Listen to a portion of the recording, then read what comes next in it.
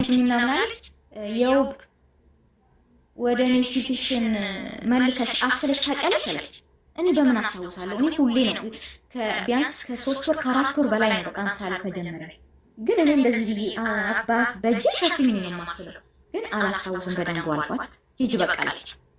ምንም አላለችኝም። እሺ በቃ ሂጂ ወደ ኩሽና፣ አፍሽን በደንብ ሸፍኝ፣ እጅሽን በደንብ በእንትን ታጥበሽ እቃውን አጠቢ አለችኝ። እሺ አልኳት። በስህተት ነው ብላ አላመኑም። ከእንደገና በ3ኛው ቀን ወደ ሌላ ሐኪም ቤት ወሰዱ፣ ወደ ከፍተኛ ስፔሻሊስት ማለት ነው። ከዛ በሀከታ ያኛው በእንትን ስለተመረመረ በራጅ ያኛው ደግሞ በሀከታ ተመረመረ። እሱ በሳምንቱ መጣ። ገባሻ? በሳምንቱ ሲመጣ ተመሳሳይ ውጤት ነው። ተመሳሳይ አመት ከ9 ወር ላይ ማለት ነው። ይሄ ሆነ 1 አመት ከ9 ወር እንደሰራ ማታ ነው። ሰኞ ጠዋት ነው ማለት ሰኞ ጠዋት ነው እነሱ የሰሙት። እኔ እንደሰሙ በስልክ ሲያወሩ ምናምን ሰማቸዋለሁ፣ ለእኔ አይነግሩኝም።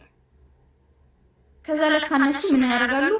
ያለት አንድ ሳምንት ክፍል ዘጉብኝ ሲያረጋግጡ ማለት ነው። ከክፍልሽ እንዳወጪ አለች። ለዛን ቀን ለአንድ በቃ ስላረጋገጠች ለአንድ ቀን ጠይፈች። ምግብ እንደዚህ በእንትኑ ጋር ያንሸራትትኛል። ሽንት ቤት ልወጣ ስል ወዴት ነው ትለኛለች። በአንድ ቀን ያን ሁሉ ቀን አብሬያት ስኖር በአንድ ቀን ዘሎ የሚጣበቅባት ነው መሰለኝ። በቃ ወዴት ነው በቃ ተጠይፈች። ከዛ ምንም አላልኩም። እኔ አውቄዋለሁ። በቃ እኔ እንደዛም ሆኖ መድኃኒት ሰጥተውኝ ወይ የሆነ ነገር አድርገውኝ እንዲያድኑኝ ነበር የፈለኩት። ከዛ የሆነ መድኃኒት አመጡና እኔ ስለ በሽታው አውቃለሁ። ምክንያቱም ከዚህ ፊት አጎቴ እናቴ ስለታመሙ ስለ በሽታው አውቃለሁ። መድኃኒቱ ስትጀምሪ በሐኪም ቤት ተመርምረሽ ኪሎች ተመዝኖ ከቻለ 4 ካልቻለሽ ግን ከ50 በታች ከሆንሽ 3 እንደሚወሰድ አውቃለሁ። ከዛ ለያለት አለም ለማድረው ኢትዮጵያ ለሳምባ ለቲቪ የሚወሰደው ይሄ ትልልቁ ኪኒን ትልልቁ ኪኒን እንደ በፊት ምን ተሰጠሽ? እዛ ይሩት ለሳምባ እንደሱ አንድ አይነት ኪኒን ለሳምባ አልሰጡኝም። ሐኪም ቤቶቹ አምጧትና እንትን በሉን ያሉት። እነሱ ግን መውሰድ አልፈለጉም። መድኃኒቱን እንዲሰጡኝ እነሱ ጋር ሆኜ እንዲወስድ አልፈለጉም። ዝም ብሎ ለሳምባ ብለው ብቻ ከፋርማሲ ያለተ ስላወቁ 4ቱን ጠዋት 12 ሰዓት ላይ በባዶ ሆድሽ ውሰጂ፣ 4ቱን ደግሞ አራት ጠዋት ውሰጂ። እኔ ደግሞ ሰውየውን ስለማቅ አንደኛ ወተት ያስፈልገዋል፣ የሆነ ምንድነው አብሽ ምናምን ያስፈልገዋል፣ ደህና ምግብ ያስፈልገዋል ይባላል። የቲቪ ደህና ምግብ ያስፈልገዋል። ከዛ በዛ ጋር ቅዝቃዜ ያለ እኔ እሱ መሆኑን ስላወቅኩ እኔ አልኳት በሽታውን አውቃለሁ እንዴት እንደሚወሰድ፣ ወተት ያስፈልገዋል፣ ይሄ ያስፈልገዋል እና ደግሞ ኪሎዬ ተመዝኖ ነው መውሰድ ያለብኝ ስላት ዝም ብለሽ ሰያለች። አልወስድም አልኳት። በቃ በዚህ ከዛ ያለበት ነገር ከክፍልሽ እንዳወጭ ካሁን በኋላ አለችኝ። እሺ አልኳት። ከዛ ለካ እነሱ ያለታው ሰኞ ለታ ትኬት ቆርጠዋል ሳይነግሩኝ ምን ሳይሉ ማታ ብቻ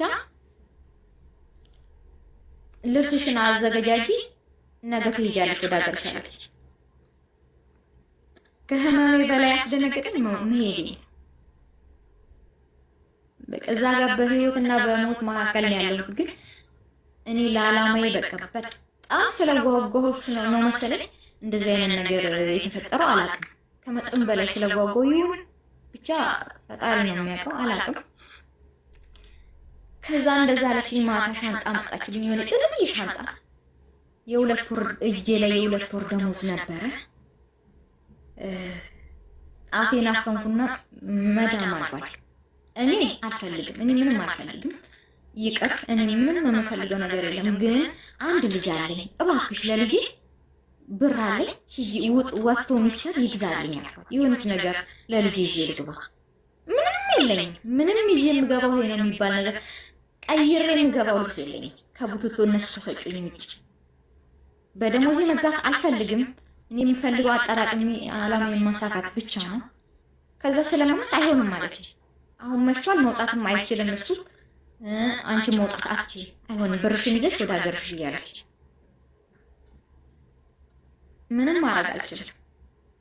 ከዛ ልብሴ እሺ ያለኝን ልብስ በምን ሊያዘው ስል የሆነ ጥርዬ ቦርሳ ይዛልኝ መጣችና በዚች ያለ ቢያንስ እሺ አሮጌ ልብስ እንኳን ያለኝን ይዤ ልግባ መቀየር ስላት ይሄ አይሆንሽም ማለት ነው። ከፍ ያለ ካለ ስጭኝ እባክሽን አለ። ከዛ የሆነ አሮጌ ነገር አመጣ ወረወረችልኝ። እኔም እሱን ጣር አድርጌ ልብሶችን ከተትኩ። ከዛ ጠዋት 12 ሰዓት እዛው ሄዱ አሳፈሩ፣ በአሮጌ ልብስ ማለት ነው። እና ኢትዮጵያ ገባው ተመረመርኩ። ከዛ ገብቼ ከመረመርኩኝ እውነት ነው ትክክል ነው በሽታው ታወቀ። ከዛ መድኃኒት ወሰድኩ። መድኃኒት ለ6 ወር ወሰድኩ። እዛው እናቴም ወተት አላት ምን አላት በቃ ሀገርሽ ያው በሰው ሀገርና በሀገርሽ አንድ አይደለም። ከዛ እንደዛ እያልኩ እየዳም በጣም በቃ እኔ የተሰማኝ መመለሴ ነው እንጂ እዛ ጋር ህመም አይደለም። የውስጤን በውስጥ ያደርግ ነው። ግን እና ከህይወትሽ ከነፍስሽ የሚበልጠው ዓላማ ምንድን ነው? ለባልሽ ቤት መስራት። በቃ እኔ ከቤት ኪራይ ወጥቼ በቃ ልጄንም ከአንድ ሰፈር እንትን ለማለት ብቻ ነው። ኦኬ ለባልሽ ቤት ሰርተሽ ብትሞችም አይቆጭሽም። ዋናው ብቻ ቤት መስራትሽ ነው። እኔ ቤት ቦታ መኖሪ ብቻ ነው ለኔ እንትን የሚለኝ።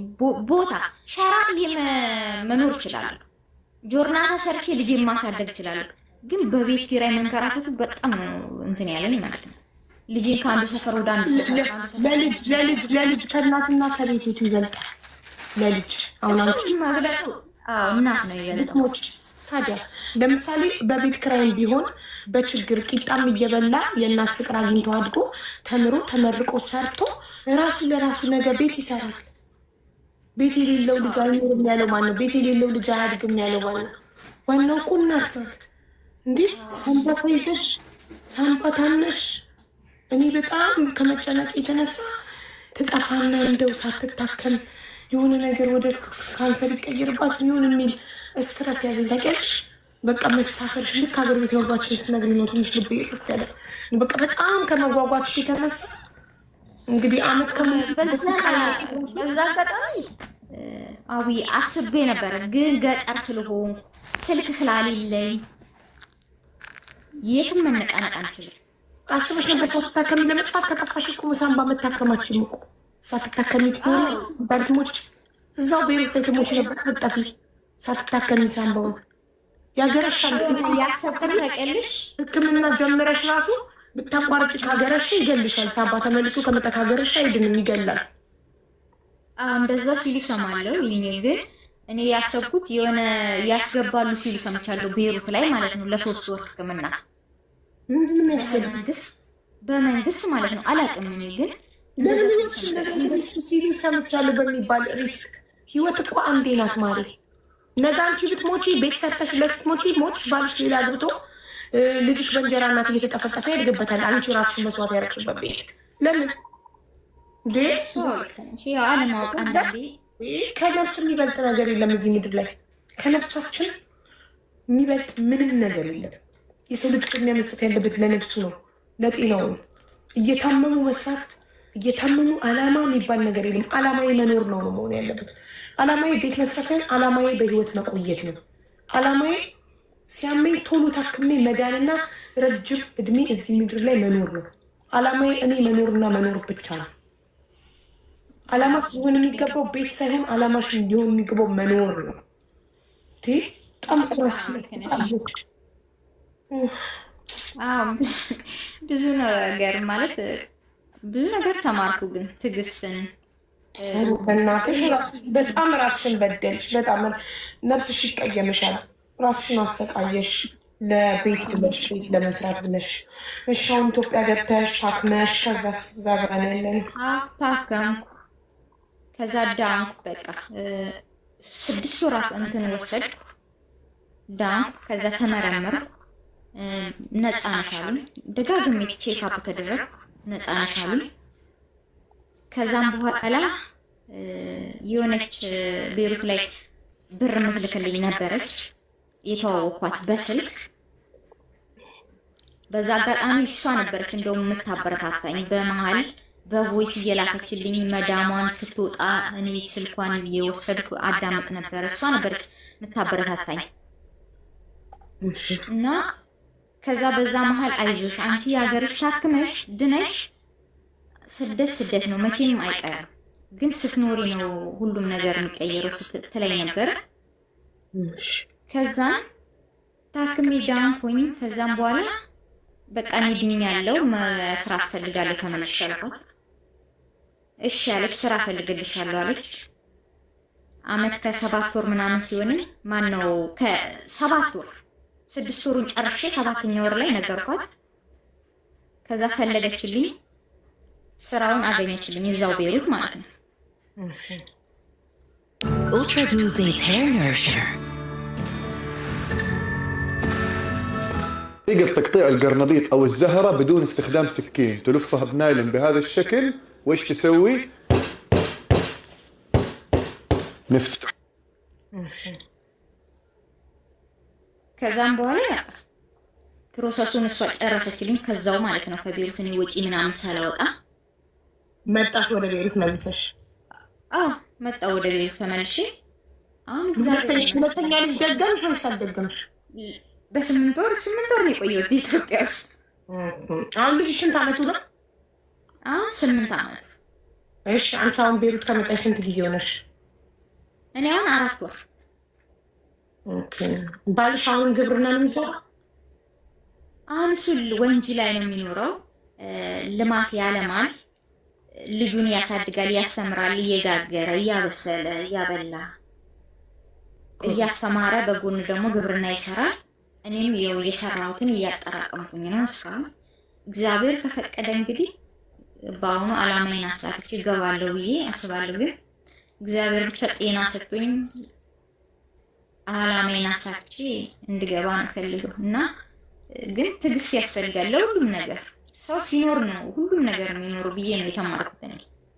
እና ደግሞ አንድ ነገር መናገር እንፈልገው እዚህ አሁን ስደት ላይ ያሉ እህቶችም አሁን በዚህ ጋር የሚሰሙ አዲሶች በተለይ የሆነ ነገር ሲጠቀሙ ይሄ ከዚህ ጋር ቢቀላቀል ምን አይነት ጉዳት ያመጣል የሚለውን ነገር በደንብ አጣርተው አውቀው ካላወቁ እንኳን ስልክ ያላቸው በስልካቸው አንስተው ይሄ ነገር ከዚህኛው ጋር ይሄ ነገር ምን አይነት ነገር ነው ብሎ ማጣራት አለባቸው። እኔ አለማወቄ ነው እዚህ ችግር ላይ ጣል።